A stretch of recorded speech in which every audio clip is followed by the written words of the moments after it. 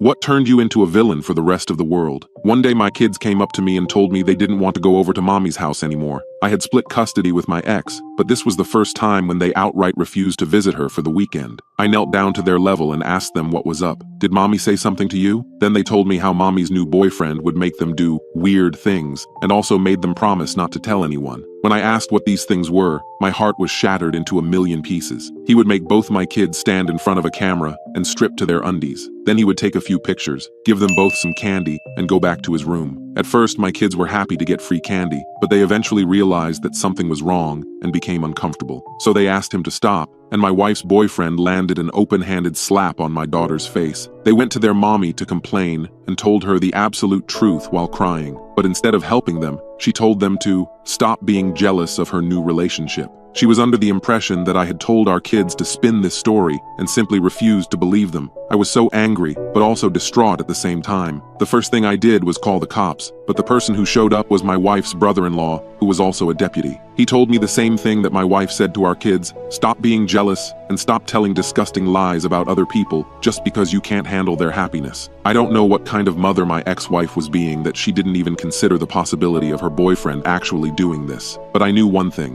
which was I couldn't just stay still. I sent my kids to my parents' house before taking action. I was a regular at this local bar where I had made friends with these two ex-convicts. Both of them agreed to go along with my plan. We waited for my wife to leave for work and snuck into her house to find the boyfriend. I knew he was unemployed, so he was probably in his room all day. He looked terrified when he saw me entering the house and tried to scream, but we stuck a cloth muffler into his mouth. You see, I was under the impression that he was using those photos he took to get himself off like a sicko, so my plan was to simply find the photos, delete them forever, and threaten him enough so that he never does it again. But then the boyfriend confessed as to what he was actually doing. Turns out, he had a very long line of other sickos who wanted to buy these photographs and were paying him top dollar for them. He had about 6 copies of each photo ready to be shipped out in a couple days' time. The severity of the situation dawned on me, and I realized that if my kids didn't have enough courage to come to me, then I never could have stopped these photos from going out there. My eyes just saw red, and I lost control. I grinded the boyfriend's head in with the iron knuckles I had been wearing and didn't stop until my 2 friends dragged me off of him. I knew what I had done would land me in prison,